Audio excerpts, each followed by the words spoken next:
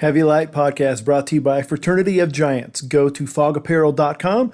Use code HEAVYLIGHT, all one word. That's going to save you 10% on the best apparel and accessories in the world of strength sports. Go get it. fogapparel.com.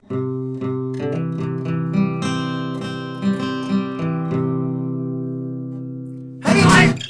Welcome back to Season 2 of the Heavy Light Podcast. So earlier this year, I made a promise that the Heavy Light Podcast is going to be a little bit less about me and my slow descent into insanity sitting alone in quarantine.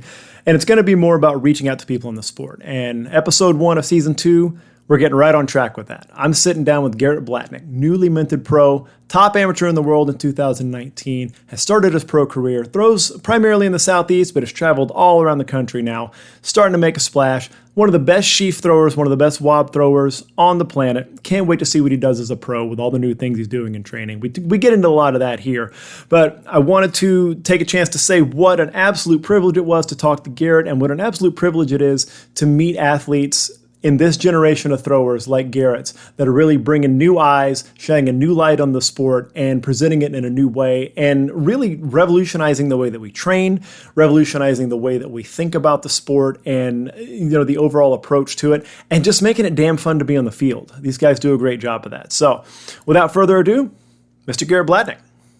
He's on some of these dudes are on such another level. It's amazing. I don't know. I have appreciation for that. Well, yeah, it's like anything else. I think I did just for shits and giggles one time. I went and did an open mic one time, and you get like 4 minutes. So I tried, but I spent like 2 weeks at least, like writing the tightest 4 minutes that I could, like trying to really make sure that there were jokes and it wasn't just because you go to an open mic, dude, and there's people looking in their phones and stuff while they're looking for their jokes, or they're just kind of they're people that are funny and everybody says, oh, you should do comedy, man, and then they do it and it's not there. And that gave me a whole respect for it, kind of in the same way with throwing, with anything else, where it's there's technical stuff going on here. There are moves. There are things you have to have fundamentals to do this. You have to understand timing, the audience, how to build the joke. It's not just being funny. I'm sure that there are people that are comedians that are brilliant that are not that funny interpersonally, but they got the moves. They have the skill to do it. I'm sure Jerry Seinfeld's an asshole in person, but he's a fantastic comedian. Oh yeah. Yeah, it's funny the way you train that. That's funny. It's funny you bring that up. I like comedy enough to where I'd be like, oh, I could try to do that someday. Granted, I don't think I have the balls to get on stage. But speaking of just random shit that it makes me laugh connecting some dots with you. Where I'd love to do an open mic someday. Maybe in 10 years when a little bit more shit's a little bit more organized in my head. But that's the time frame for getting your head together. Oh yeah. Hopefully, God, probably not. But no, I was supposed to roll. I was supposed to have my first Brazilian Jiu-Jitsu session on Thursday, and then work happened, and I couldn't make it. But my buddy's a black belt, and he's gonna teach me Jiu-Jitsu, and for pretty much next to nothing. So that was pretty neat. Dude, that's such a good mental work, man. Is it going to be at an academy, a school, or is it just you and him working together? It's at an academy, but it's me and him working together. He was my best friend. He was one of my powerlifting buddies. He was we lifted together for about 3 years, and we were best buds. And it's one of those people that every time you get together, it's nothing. You haven't been apart for 2 years, 3 years. He's one of those dudes. So I mentioned to him, he's like, fuck yeah. He goes, all right. He goes, I typically charge $75 a session, but since you're a bro, I'll charge you 30. I was like, you don't have to do that, but cool. But yeah, I just want to get into it. I want to.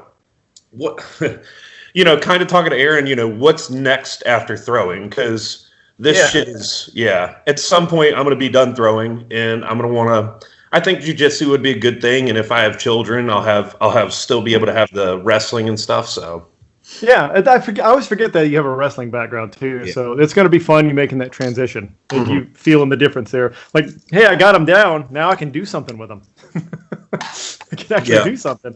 But I think kind of what you were jumping off there is I think so many people, athletes especially, and even strength athletes, get really drawn to jiu-jitsu because of when you do anything long enough, so lifting, throwing, anything that just, it's kind of just blast, blast, blast, go, go, go, practice, practice. You start to appreciate that you are making the best of your time by being more technically oriented, by really having the mental part of it down. And Brazilian Jiu-Jitsu kind of like is a natural progression for that, I think, for a lot of people. Like that's what it was for me. It's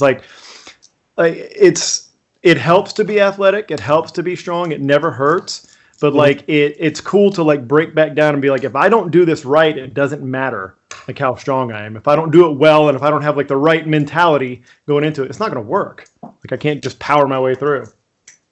I'm always scared that I run into people and it's like, you don't know it nowadays. You don't know who you're running into on the street. Nope. You know, look at you. You're scrawny. Nobody would really think anything of you. You know, and somebody would come pick some shit with you, and it's like, oh shit, you get kicked in the face, and it's like, oh, okay, like, right, this got real. Well, that's why it's a good policy to not walk around starting fights with people, because like fighting is chaotic, even if you're really good at it. It's fucking chaotic and terrible, especially if you're doing it in the street or something. Like it's a dumb thing. The biggest thing that I learned from training any martial art is that I really don't want to be in a fight. Because even if the best people that I've seen have slipped and fallen on their ass, like the best athletes in the world slip and fall on their asses, and that could be it, dude, because it's chaos, it's stupidity. Like it's not a controlled situation. It's not like throwing or lifting where it's like, okay, you know, I know nobody's going to come up and push me over while I'm doing this. Hold on, let me get in the gym with you. Yeah. I'll lay you out while you snatch. All right, so look, dude, newly minted pro. Congratulations. Thanks, man. Happy that you finally made the jump. So you competed at Loch Norman, 2 weekends ago? Yeah, 2 weekends ago, right? 2 weekends ago. Yeah, the old pro debut. Dude, Loch Norman was for my first, like, big games where I went there and it was like, oh, this is different. This is not like little rinky-dink, like, you know, a backyarder or like the Texas festivals that we have. This is like acres and acres in the middle of the mountains, like beautiful and green, and there's real pipe bands and like clans all around. Like it's the real deal, dude. How was it this year? Like, because I know that they got knocked out last year. How did it look this year in terms of how it was about, I think there was 30 to 40 throwers. There was nothing. There was nothing. It was just the 40 throwers. You're about maybe 20 people helping out. There was no spectators allowed. There was a few people from Rural Hill that got to sit in the bleachers, but it wasn't like, it was nice to get back in some sense of normalcy, but it was in the place Loch Norman was, but it was not Loch Norman. And I've never been, but everybody would tell me, you know, you're talking 1,000+ people showing up and filtering through all that festival. And that was the exact opposite. I mean, we threw 9 events. We were in a field pretty much by ourselves, set in the back, and no spectators were allowed because North Carolina, the whole COVID rules.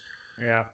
We had to wear masks when we weren't throwing. It was very different. But, you know, hey, at the end of the day, got out and got to throw 3 attempts at 9 different events and got to hang out with, you know, a lot of my people, my dad, my wife, my brother threw against me.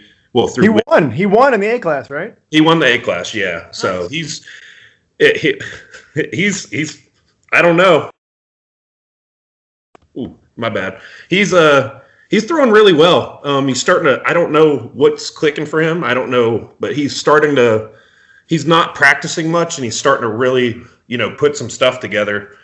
Put some events together. He threw today. He went 100 feet in the heavy hammer again. He had a series of 96+ throws, and you know, he's got weaknesses, but you know, he's really getting a lot better. It's cool it's fun. You know, I love having him improve, you know. I don't know. So I'm just as long as it doesn't get anywhere close to your numbers. Yeah.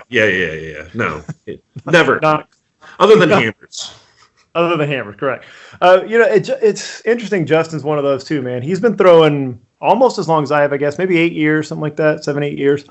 Probably more, like 9 or 10 years maybe. And you really do get to a point, if you're even reasonably athletic, that you don't have to hammer, always practice, like thousands of reps. At a certain point, you know how to throw.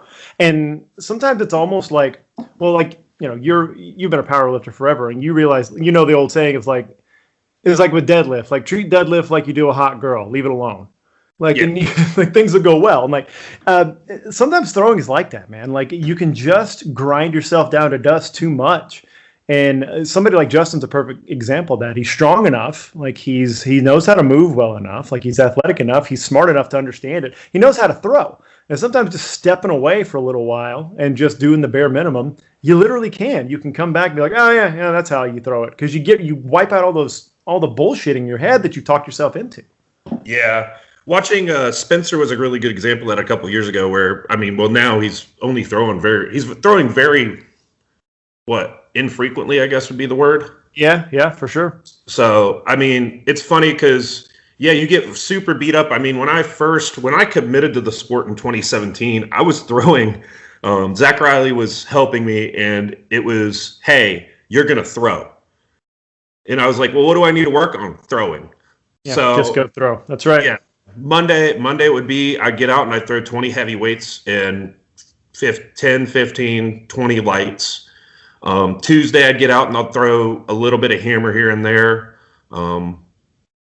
Wednesday, Thursday I was throwing more weights, and that's when my weights went from I think like 30-60 to 35-70 to 40-80 in a pretty short amount of time. I took off from all the volume, but now it's like it's a point of diminishing returns. I get out there and I try to limit my practices and limit my throws where I'm working on one specific thing. It's what I picked up from when you were coaching me. Now, I'm down to 1 day a week on each event.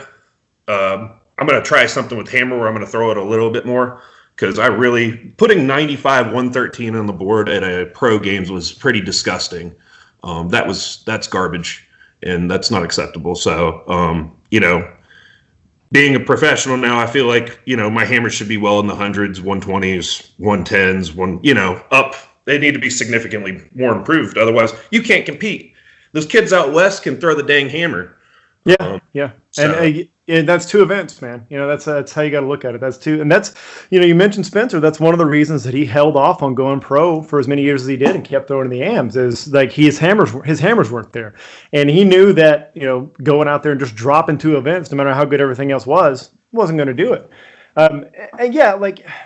What you were saying before about when you first start out, go throw. Like if you don't do anything else, go throw. And that's the right way to do it because you will hammer through, eventually break through those PRs, you'll become in the weights. Let's say you'll be 30-60, 35-70, 40-80. You'll get there. Like you'll start moving through those.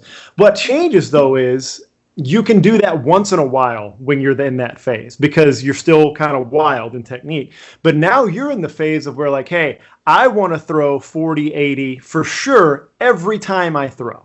And then anything else, like if I start moving up to 45, those are good throws. So you need to get even your worst series now, you're probably, I'm just looking at the numbers from last time too. You're probably like your worst series or whatever would be like, high 30s in the heavy or something like that. Well, I don't know. Don't do that to me. That Estes Park games, Estes Park, I threw 40s and extras. I threw 40 feet, 1 inch in extras. I had 20.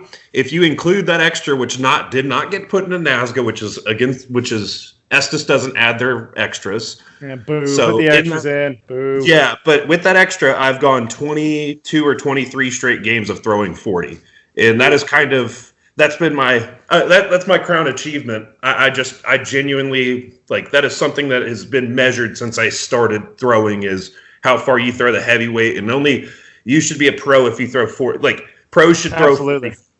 So yeah, and especially if you're a top traveling pro, like that's the benchmark now. But that's what I'm saying. Like now you're to the point where you can post that 40 constantly, and you'll be scratching at that 80 constantly, the high 70s, and but before it'd be like when you hit 40, it'd be like, well, I hit 41 this week, but I hit 36 the next week, and that's what that first phase is all about. It's about building that foundation, and now you're just trying to get to where you can throw it in the same basket over and over and over again, and then if you really get a hold of one, it's just the same basket that's a little further out is all it is, and you seem to be doing that, man. So I'm looking at the numbers in we'll just go through like throw by throw and look at your numbers in Loch Norman. So you end up taking second overall behind Wes, who is like the pro's pro, man. Like that dude is just so consistent. It's ridiculous. But yeah, you came out. You guys threw a Braemar. They say it was 22. Is that accurate? You think it was a 22 pounder you guys were throwing? It was 22, 23. It's Southeast. We have. They aren't necessarily all friendly throwing implements, but no, I never noticed. Yeah. So it was a decent stone. I'm not gonna lie. I don't practice stone. I hate stone. Yeah, it's a common ailment. Which getting into the next event, open stone. My first pro event win came in the open stone. Amazing. I beat Wes. We both threw 48-2, but my series was 47-8, 48-1, and 48-2, and his was like 44, 48, and 47 or something. And dude, that's that Loch Norman stone, right? The toaster oven meteorite thing. It was a better stone. It was just a standard shag stone. Okay, I was about to say, if y'all throw 48s for that piece of garbage that they normally put at Loch Norman, like that's pretty legit throws. But I mean, 48 is still pretty good. So yeah, that's good. 48-2, man. 37-6 Braemar stone. That's nothing to shake a stick at. I mean, it's only a foot further than mine, but who's counting? So come on, man. Come on. I don't know. That's another event I'm going to have to pick at. I know me and you worked on that solely. I had you programming that solely, open stone and Braemar for, what was that, like 5 months? I was getting one update from you with just stone. This is what you're doing for stone this week. I don't know. I just need to actually sit down with someone and have them walk me through it. I throw off. When I glide, I land on my right foot because I'm right-handed. I land on my right heel, and I just pretty much turn and throw with my upper body. So Thanks for a 500-pound bench. That's pretty much the only reason I threw 48 feet. You could just be toe-to boarding it and probably get up in those upper 40s. But I mean, that shows probably like 48-2 isn't an accident no matter how much you bench, man. That's good. So you're still gliding, right? You're still Yeah, so that's good, man. I mean, you're getting yourself in the best position. So, it looks like y'all had a pretty decent time all the way around. So, good series, though. I mean, that's all, 46 to 48, hitting all of them. That's just what we were talking about. It's like you're throwing in the same bucket. Yeah. Yeah. And so the heavyweight, you won that event also. 42-3 looks like. Yeah. Adam Sizemore threw a 2-foot PR there. Damn. Who throws a 2-foot PR in the 56? Yeah.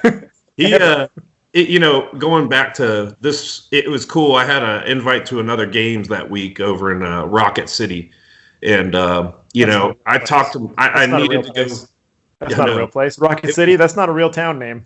It was Mobile, Alabama, outside of Mobile, Alabama. I forget the name of the town, but I had a chance to throw there, and I had I wanted to go visit my family. We haven't seen my family. I haven't seen Justin, my sister, my dad, and we haven't seen my wife's family in a long time. So yeah. I also wanted the opportunity. My brother was throwing in lock. I had talked him into throwing in lock. And I was like, he's like, I don't know if I want to do it. I was like, why don't you? Just go have fun. Go get some numbers on the board. Don't practice at all. Just get out and go get your feet wet again. Absolutely. Go and set low marks and just slowly push the needle. And once you get to Minnesota and later in the year, hopefully there's more games and you can really build into a really good season and try to really ramp up this year.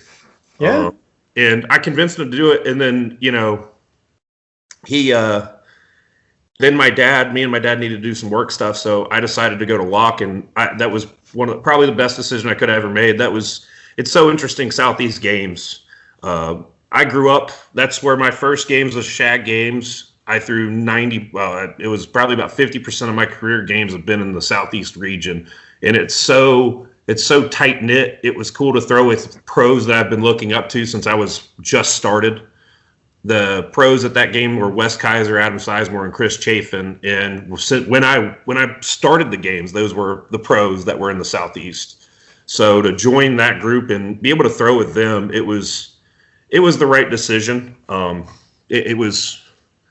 pleased and I'm happy to have that opportunity to throw at Loch Norman. And I can't wait for next year when it is a festival again and when it comes back and, we'll have a big crowd. It'll be a big festival again. It's something that, I feel locked in now. So that's pretty cool about Loch. Well, it is, man. And that's what I look forward to. Cause it's legit, man. It's like, it's a real festival, a real crowd. It's the best. Like I I do look forward to that. Oh, dude, did you? So I want to highlight going event by event again here. Looking at the lightweight, is the top three went 76.3, 76.2, and 76.1. So 2 inches separated the top three, y'all. It's ridiculous, man. Yeah, it was cool. I mean, again, it was great. Everybody had a good day. I think Sizemore actually threw a PR in that weight too. Wow. And Wes is always Mr. Consistent. And it was, I mean, it's just, what a competition. It's so much fun when you don't know who's going to win. You don't know what's going to go happen. You have some guy, Sizemore like opened the series. I think he opened it with like a 36 or a 35 or something. I can't remember, but I do remember it was like the next one was 41.8 or whatever or 41.2 or whatever it was. And then the following one was still in the 40s. Like it's super competitive. And it's like, it's just so awesome to push each other and have that opportunity. Cause that's one thing that I'd love to see in the Southeast is, everybody grow from this. I'd love to see more Southeast throwers in Celtic. I love that, it's nice to help move the needle in that area. Yeah. And like you said, having a competition, like, look, don't get me wrong. Like, if I'm the guy, if I show up and like I'm head and shoulder better, like I'm gonna win, that's fine and everything. But it's really fun. Or if like you go and like Spencer shows up, it's like you kind of know what the day is gonna be. Like what's gonna happen. But it's actually really enjoyable to have the like just as good opportunity to win as you do to lose. Like knowing that you have some sort of say in it. Like every throw matters a little bit more, and that's, I mean. So, again, going through, it looks like Wes kind of whooped y'all up pretty good on hammers. 105, 120. You went 95.3 and 113.1, as you talked about. But, I mean, again, like, you're not, that still gives you what, third place in the hammers? I mean, you're behind Sizemore in those. So, I mean, all y'all are kind of in the same neighborhood. And that's just fun, knowing that, like, yeah, like I went 113, but if I, find 5 or 6 more feet, all of a sudden I move up into second place. That's a cool place to be.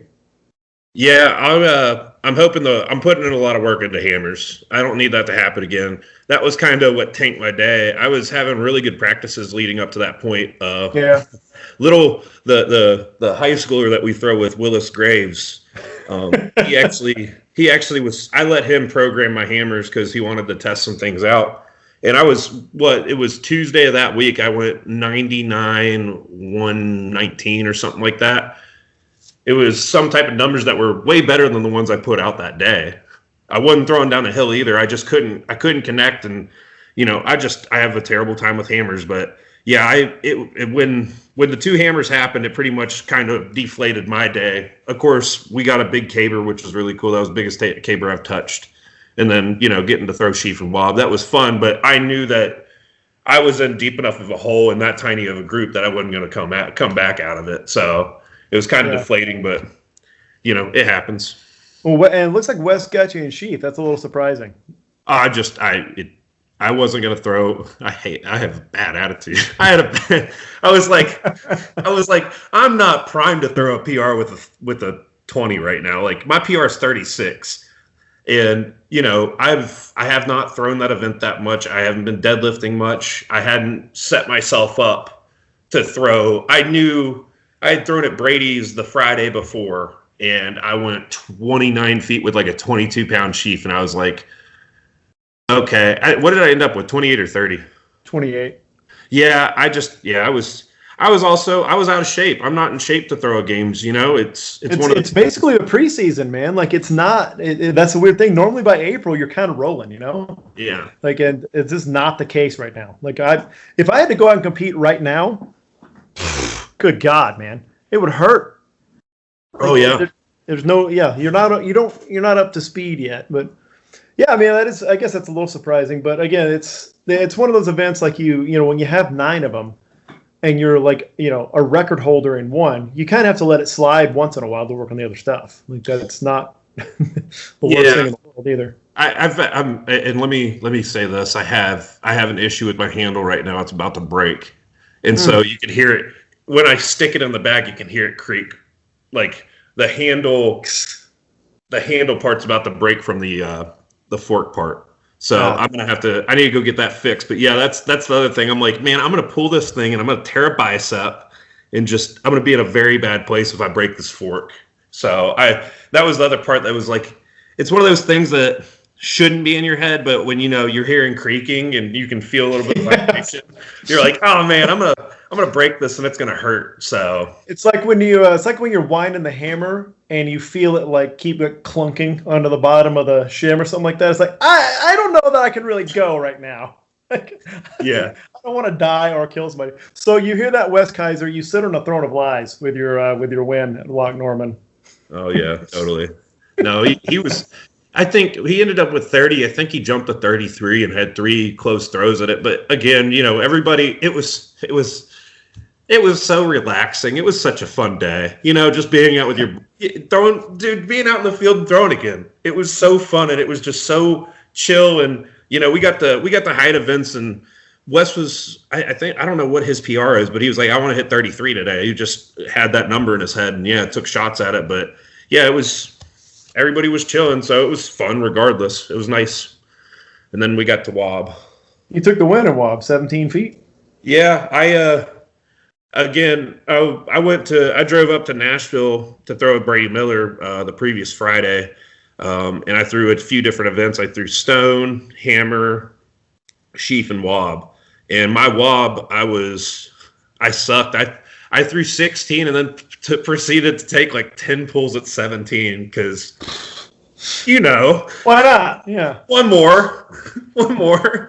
The famous line, one more. Yeah. No. I'll do one more. I just want to feel something real quick. Yeah. No. Yeah. But look, man, 17's world class. I don't care where you go, dude. 17, like I've always said, 16 feet is where really good amateurs end. And like that's usually 16 feet. Almost any amateur competition is going to have you top 2.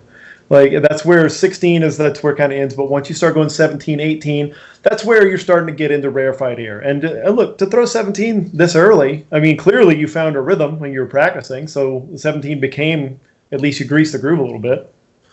Well, I'll tell you what I was doing at Brady's was I was leaving them all out front, and I have a really bad habit of doing that. And what me and other throwers that do that don't understand is you're pulling early. It's most of the time that's the issue.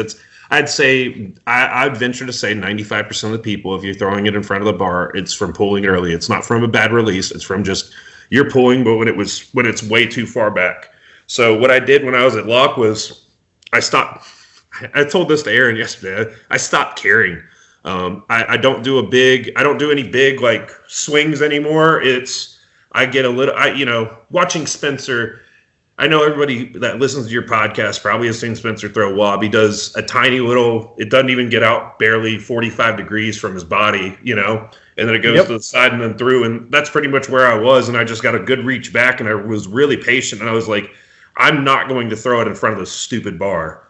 And I did it, I think, once at 15, and then I proceeded to go 16, 17, no misses. And I got to 18 and hit the bar, 2 of the 3 times, and the third time I was gassed out. It was my third. I was the last one on that field throwing, so, one of those things. But it's nice to know because, you get in your head I'm a bad person about getting in my head. And I never noticed. 16. Yeah, right. But I threw 16 that weekend before, and I was like, well, whatever happens. I'll be okay, Yeah. Just talking yourself down off the cliff beforehand. Yeah. But no, I'm sure it'll be fine. I'm not going to melt down. No, but dude, seriously, not like being wound up and not caring, especially, I mean, it helps. It helps, dude. Like, especially at the end of the day of those height events, it really can help to just, like, seriously, sometimes just to be like a beer into it already is like into the end of your day can sometimes seriously help, is just to relax because it's a long ass day of throwing max effort in things. And I really did like what you said, man, that about the weight of a bar. It's so often pulling early, and even if you're like nailing it down in practice, like when you get out there, you get excited, and there's a crowd, or there's your buddies, or like the competition, dude, you'll get exciting, you'll pull early. And you can get away with it, a couple of feet below your PR, you can get away with it, like, because you'll just be able to put some English on it or have enough of an arc. But dude, when you start getting towards where it matters, like, everybody pulls early and they don't believe it. It's almost all, I'll go one further and say almost all the problems in weight over bar are pulling too early. Almost every mess up. Yeah, and the thing is it was, I went into the day and it was like, well, I threw poorly. I was leaving it all out front and I was like, I'm not going to do that. I'm just going to wait. It needs, if you pull and you leave it out in front of the bar, you need to wait an extra second. You need to wait and you just need to pull later than what you think. You're not going to pull late unless you just go over. It's one of those things where people can overreact and, fix it the opposite way.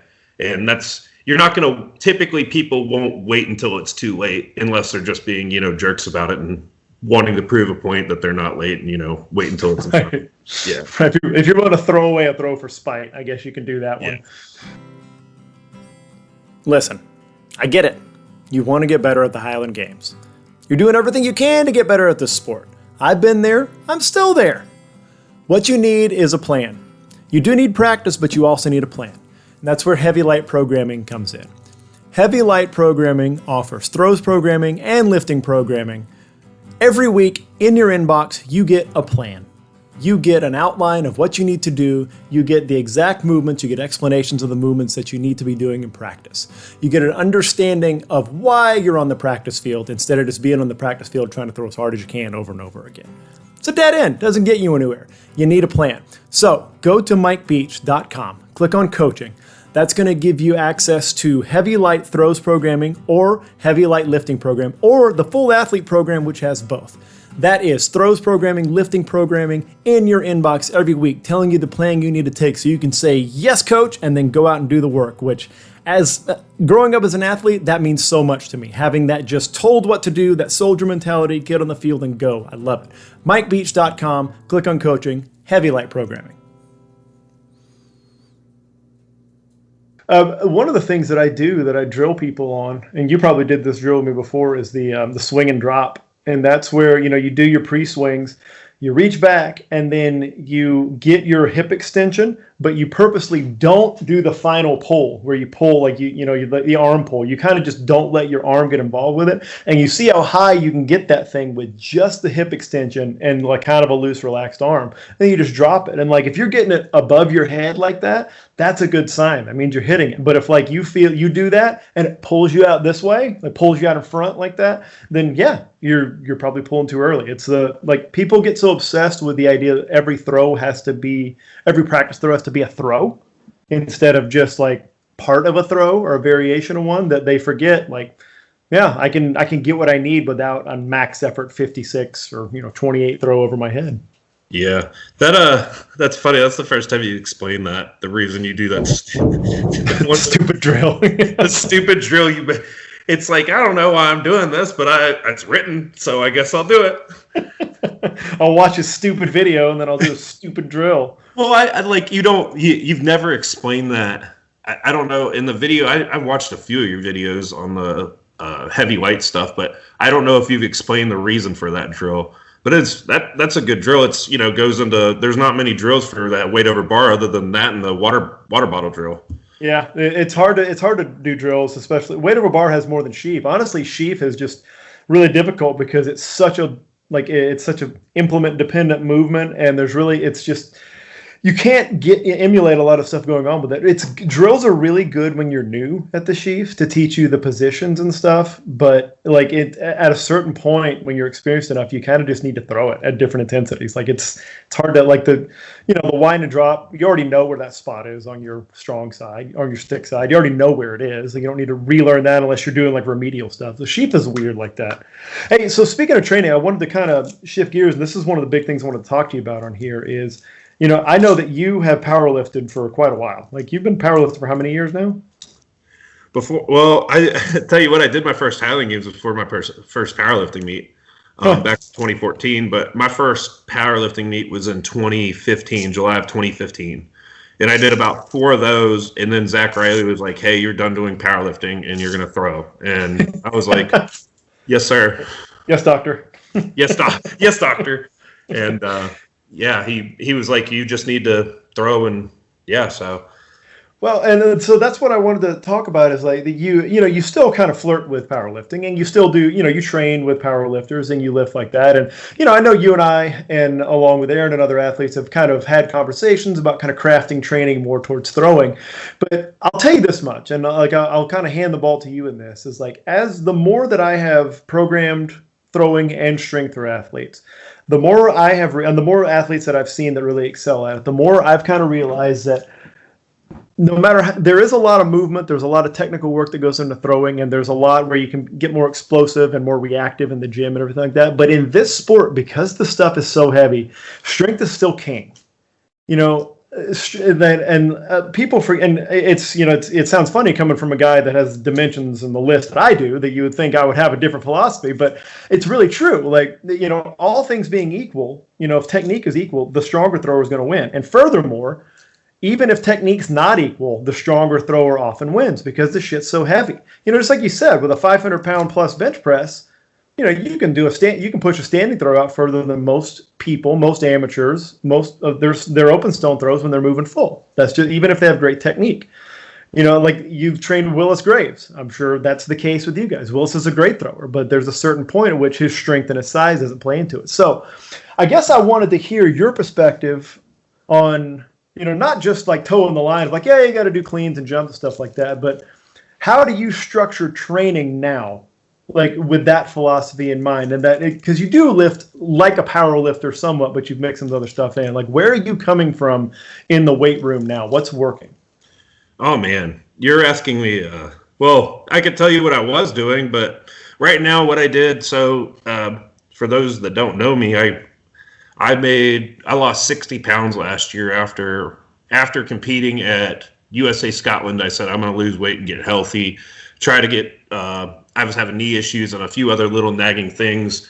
And I also wanted to look pretty for once in my life. You turned into handsome Garrett for a little while there, man. It was impressive. It's so funny. And seeing pictures and videos back when I was 250, I do look a lot different. Of course, I look a lot different now than when I was 300 pounds Well, I'm about 285 right now, and when I was 300 pounds last time, I could see the whites of your eyes now. Where when you were 300, it was full squint mode. Yeah, I didn't realize how unhealthy and disgusting I look. So, anyway, right now so last year what I did when COVID happened is I started losing weight, and regardless of the Highland Games, I was like, I'm going to lose weight. Everything got canceled, so I dropped 60 pounds from about January, February to September, and I did a powerlifting meet at 242 just to give me the goal of the weight loss.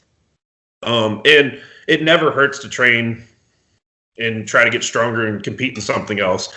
Sure. I believe in competing in everything you can. So with that in mind, when I changed coaches and I've changed coaches a few times. But I had one of my buddies was writing my nutrition. Well, now I have a guy doing the nutrition and the training. His name's John Heck. He's a freak.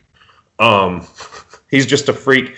So he's changed up my training. I wanted a different perspective because what I used to do was conjugate. So I'd have a heavy single, and then I do heavy singles 2 days a week, and then speed work 2 days a week. And during throwing, I do heavy days twice a week and speed days once a week, and then do games on Saturday. Yeah. And that really worked for me, but I think that throwing as much as I did and squatting as heavy as I was burning the candle at both ends.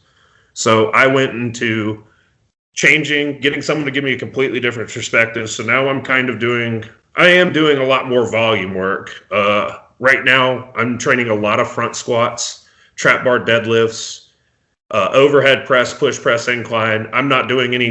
I deadlift with a straight bar as an accessory, so it's no longer. I'm not lifting with straight bars, and I'm not pushing the weight. And what I'm trying to do is get a little bit of longevity and rebuild the base that I never really built. I've always gotten to the powerlifting, and it's always like, well, what can I do today? It's always what movement can I do for a heavy single today? So I changed all that up and I'm interested to see what happens, and it seems to be working pretty well. I feel really good right now.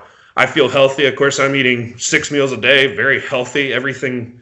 I've made a complete lifestyle change than what I was doing in 2019 when I had that great season. But I think that I hate quoting Mark Bell, But strength is never a weakness. So regardless, as long as you're in the weight room getting stronger, I don't see anything that's not going to ever deter you, other than that's never going to not progress you. Yeah. So I think that I have a weak front squat. Trap bar deadlifts are great for athletes. Everything he's doing, he trains college athletes. He's a strength coach at UNC Chapel Hill. He's one of the assistant strength coaches at UNC Chapel Hill for the football team. So he does have a background. He's a strongman. So he has me doing a lot of stuff I've never done before. I did yesterday it was Anderson squats, farmer's carries, sandbag carries. So I'm real interested and exciting because I'm building muscles I've never really worked on before. But I do believe that as long as you're lifting and you have a program and you're pushing yourself, I think you're going to be fine. Yeah. Well, now let me put it to you this way, because you're the kind of the prototype when I think about this mode of thinking, like this idea about training. You're kind of the person that pops to mind. Is that, do you think it's fair to say though that while right now, like you're definitely working a lot more athletic and you're kind of changing things and you're kind of working to fit the body that you have now, that you're still able to succeed in the Highland Games and you're able to get the numbers you got on Highland Games because of that baseline of raw, stupid strength underneath it all? Like, so I guess my point is, do you feel like there needs to be, like, you can't just start off doing what you're doing right now and expect to have like top level success? Or do you think like it's a combination of the two? Or do you think you're just finally doing the right thing and you were doing the wrong stuff before? So let me see if I can answer this question, because I'm trying to understand how you're asking it. I think, so in reality, the only reason I've been successful in the Highland Games in the past 5 years is I got significantly stronger. I was never weak to begin with, but I'm also actually practicing throwing, which I never used to do. So having a base of of good strength, having that base and going into the Highland Games, it put me ahead of the game. I beat my brother. In the first games I did, the reason I'm still doing this silly sport is because I beat my brother in the weight over bar and the stone in the first games when I was a B and he was an A. That's all you need. Yeah. I mean, me and him butt heads. I out-totaled him at a stupid mock meet in our garage. And he was like, "You need to throw Highland Games now." And I was like, "No, I'm not doing that." He goes, "I'll get you a kilt and I'll pay your entry fee." And I go, "Fine, I'll do it." And I proceeded to beat him in those two events. I placed first in one and second in the other, got 2 little medals. And I was like, well, I guess I'm going to do this now. And then as I met Zach Riley, it completely committed me to it. But having that strength and being able to, I threw 14 feet. Now, I know that's not impressive, but I threw 14 feet in the weight over bar in my first ever Highland game. That is impressive. I mean, well, Dan Tennyson, you have people like him who threw like 16 in their first Highland game. So I don't want to act like that was not special. That wasn't that special. It was better than my brother. Dan threw in college, man. Like, that stuff wasn't totally unusual to him. Yeah. Yeah, he has that going for him. Like, yeah, so I didn't mean to interrupt you, but yeah, like, I think clearly the strength gives you a heads up, like a leg up is the best way to say it. It gives you a leg up, and it, like we talked about, it covers a lot of weaknesses. Technically, it just covers up a lot of weaknesses until you get to a certain level. Yeah, well, if you look at the current pros, and I hope I don't offend anybody, but if you look at the super strong guys, I know that crazy class down at Texas. Is it the Texas Scottish Festival? Yeah. I mean, if you look at that class, you have, I don't know, I know 4 of the people there for sure. One of them's Colin Dunbar, who was an Olympic trials hammer thrower, so whatever. He can be whatever amount of strong he wants to be. He is a freak athlete. He was in the Olympic trials. He is 6'9". Yeah, but then you have 3 people there that are freakishly strong and they're throwing freaky numbers. Kyle Lilly, Hayden Ballio, and Spencer. And I know that's Hayden's debut as a pro, but it was like those 3 guys, they are stronger than I am, and they're throwing bigger numbers. Now, I know they all have throwing backgrounds, and they've done 10,000 plus throws, and they can outthrow me in the stone every day of the week and sleeping. And, if I go out and they're if I go out and have a full series and they get one throw, they're going to beat me in the stone. But, you know, going back, they are a different class of strong, and they're throwing big numbers consistently. I mean, you still have your really good throwers that aren't as strong as them that are still throwing just as well, but those three guys come to mind when you talk about super strong guys that are throwing big numbers, and they're doing it pretty easily and consistently. So, you know, I think that always helps. And of course, all the pros do have some level of strength that is, you know, that every pro has some sort of level of strength. You know, most everybody probably deadlifts 5 to 6. I mean, you're talking 600 plus pounds, I think. You might have easily one or two pros that don't, but you know, you're talking there are kind of strength levels there, or you're a freak athlete and you have a throwing background. That's kind of what you have in the pros. If I'm wrong, you're welcome to correct. But. No, yeah, for the most part you are. And I think, again, where you're a little different is you don't have that rich throwing background. You didn't come from a collegiate level where you put in those thousands of hours of doing it. And I think that's why it's so wise for you to take a little bit of foot off the gas and just max strength, because there is a point of strong enough. You know, like there's a point at which I think most people would, even Spencer himself, who's somebody who's pulled 800 pounds, he would tell you that 800-pound deadlift isn't helping him throw the weight for distance as far as he is. Like, that's not what's doing it. Like, you know, at a certain point, you're strong enough. And what makes the difference is the ability to throw and move. And, you know, I think a lot of people don't realize, too, is that getting strong super, super important when you're developing as a Highland Games athlete, because if you're throwing enough, that's your dynamic effort work for throwing.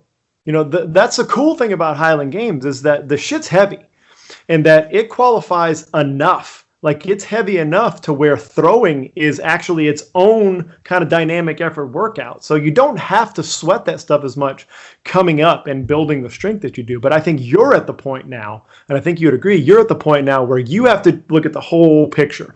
You have to look at, I'm throwing, but I need to be able, when I hit certain positions in throwing, my body needs to listen to me and do this and snap here and extend here. And I need to, so that's what your training is sort of looping around to. Now you're tying all that back in. Yeah, well, so this is my first training. This is, I kind of trained for Loch Norman, but this realistically is my first 9 to 10 week training cycle going into Grandfather Mountain. I have Grandfather Mountain July 10th. I have the Backyard Rebellion in Nashville June 26th. And I mean, I'm going to throw with Spencer there. I know that they haven't announced classes yet, but I know Spencer's invited and he's planning on coming. So I get to throw against him there, which will be cool. I've shared the field with him, but never gotten to throw with him. And I'm really excited because one of the things that got me better fast was I traveled the country and threw against Zach Riley. Out of 20 games, I threw 10 games with him in 2018, I think. Yeah. And it was like I was throwing against the number one guy in the country, and he was kicking my butt across the field just nonstop. It might have been 2017, but I got so much better because I was chasing him for so long.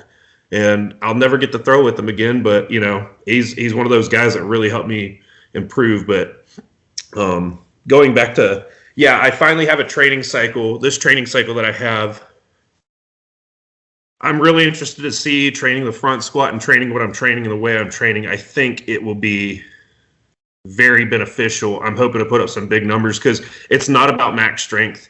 I am preserving myself a little bit more in the weight room, and I'm having better throwing sessions practicing, as well as I'm really, really working on when I go out to practice. I know this is very common sense, but some of us don't do it. Instead of trying to throw super hard every practice, I'm going out with intention. I'm trying to work on being intentional. I don't have a lot of time. I have a couple businesses I'm running, so everything has to be intentional. It's going to be 10 throws. I'm going to do this for 5, or I'll do 1 turns, whatever. I'll do the drills. I'll do the throws, but I'm working on this today. I'm working on the catch and the hammer and the push, stuff like that. So hopefully this intention throwing combined with not pushing my body and beating into the ground and trying to deadlift 700 pounds every week, I'm hoping that all collaborates into a pretty good games in July. Well, I mean, look, it led to a pretty good kickoff game, man. That was a good showing against a good group. So I think obviously, yeah, some of that's showing that it is going to come together for you. And you're to me, what it sounds like is you're just saying that you're practicing instead of throwing. Like you're going out and you're practicing. You're practicing with purpose, like you said, intention. Like you go out there, like I have a thing to work on. Like that's the difference. I mean, I read this in a book somewhere, but that's the difference. Is like that you go out and you think about what am I going to work on today, instead of just like I'm going to throw and hit a number that makes me happy, which we've all been guilty of in this sport. Especially those of us like you and I, that don't have the throwing background, that never had a coach over our shoulder telling us like, no, work on wheel drills until you get your heel off the ground. Like nobody did that. So we just get to go throw as much as we want to. We throw as many and everybody does it. Everybody does that dumb shit for a long time. And you got to go through it. You got to do it. Just like you said, when Zach told you to just go throw, that's part of it. You got to work through all that stupid stuff. But I'm excited about what you going pro and what you're going for. And we talk privately, and I know, what you're aiming for. I know what your goals are, and I'm excited to see it happen because you're part of that generation, the you and the Hayden, the Kendall Thomas, the people that are coming up that are a new generation of throwers that are legitimately the next generation of pros. And I'm excited because you guys train differently. You train smarter. You're better at social media than anybody in this sport has been. Like you actually can put, string two sentences together and can post a video, which is amazing for people coming up into the sport, and they can see that. And it makes me excited. So to kind of put a bow on it, what's your goal for this season? What are the things? Are there numbers? Are there games? Are there performances? Are there feelings? What are you looking to get? What's the big goal for the 2021 season now? Ooh, what's the goal for the 21 season? All right. Besides kissing a girl, I know kissing a girl is gonna. If you can get there, you can make it happen. Why are you gonna do that? This is public. I know. I just believe in you, man. I believe in you. You're gonna find the right girl, and you're gonna kiss her right on the cheek. Right on the cheek. Man, I mean, so every year I sat down. Every year I've been throwing and actually taking it seriously. Zach got me to sit down and write numbers out. I've still yet, and I hate it, and everybody talks about it, I've still yet to put together a complete games. I had a really close go at it at not North South, USA Scotland. I screwed it up at the beginning of the day when I went 49 feet in the stone, but everybody talks about that elusive 40-50 Braemar open stone, 40-80 weights.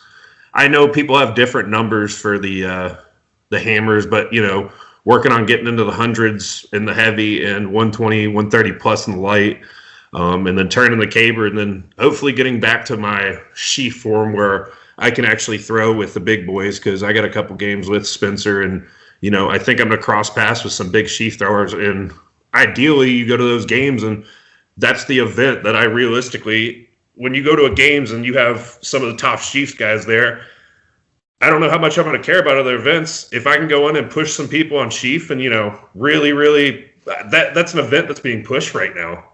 I mean, I'm at 36. Spencer's at 37. I know that he's not at a real 37. It's at, whatever he has to hit to win 37. And then, I know Kyle Lilly's pushing it. I know Hayden's pushing it. Wes Kaiser, I mean, he's always been good at sheaf. You have people that have been great at that event, that now it's starting. I think there might be a chance where we cross paths, and there should be wouldn't that be cool to have 4 people in 36 feet? Jesus, there's not. You think about the list of people that have thrown 36 feet in the sheaf and 18 in the wob in the same games, and or just in general. And there's not many standing wob. Let me standing wob. Sure. So I think just, having that opportunity to throw those big numbers. I want to develop this year. I want to really, really take time and develop and get out into some games. And I have numbers that I want to hit, but, this year with it still not being completely back to normal, not really having a spring season, I don't know who to email. I don't know what games are going on. Games are still getting canceled. So I don't know what I can set myself up for. I know I got I got 3 games coming up in June and July, and then I got one in like October, and I don't know outside of that. So I'm wanting to get back on the field. I'm wanting to just push the needle a little bit more, try to break some PRs and realistically set myself up for a 2022 season that hopefully that season is where I'll be able to get invited to Celtic and get into some of those bigger games would be the ideal goal, I guess. It's more of this year traveling and getting, hey, I'm a pro now. I'm not just an amateur kid that shows up and throws a bunch of games. I'm a pro now, so hopefully I can put up some respectable enough numbers to get more invites and have the opportunity to throw with all these guys. Being around all the pros, they're all great people. It's awesome. It's awesome that you're in a sport that, when there is a get together, all the pros are good people. So it's cool to, that was one of the things I mean, as an AM, I used to get heckled in the Southeast, and being a pro, it was nice to have a little bit of respect there. There's a little bit of respect now. Like, okay, it's you're one of us now, so that's nice. So I think you got a lot of it because everybody knows that you were capable of some pro numbers, and I think a lot of times you're going to get more shit from the pro class when they know that, like, yeah, we're going to be seeing you. We're going to be seeing you in a couple of years. I think it's much more likely. But yeah, I just want to throw games and get back to it. I took last year and I didn't really throw, and just I'm trying to use this year as another building year. Last year, losing weight and becoming more disciplined with my food.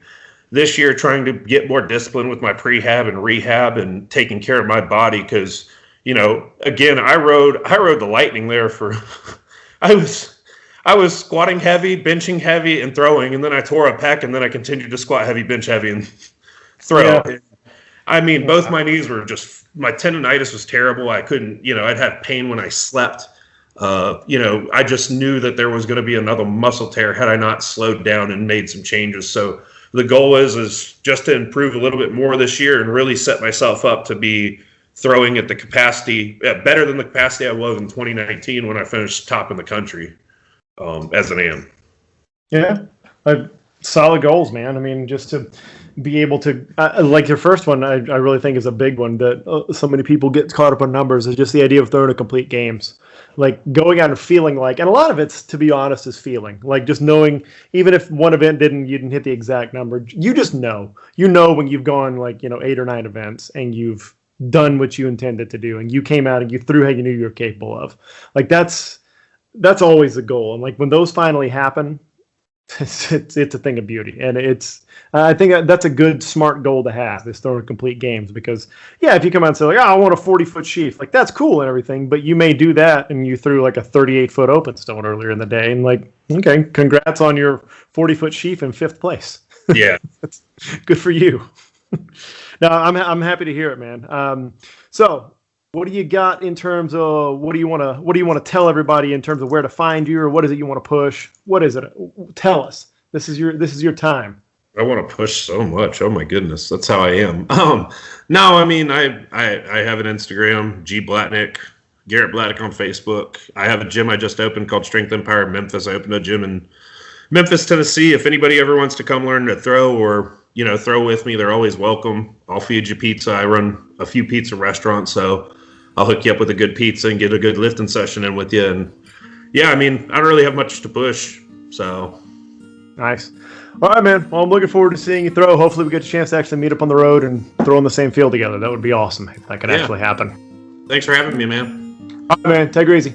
I'll catch you later. Bye. Heavy Light is brought to you by Throw Bros. Throw Bros is the only online store for Highland Games athletes. Gear up, get throwing. Use code HEAVYLIGHT, all one word. You're going to save 10% at throwbros.com.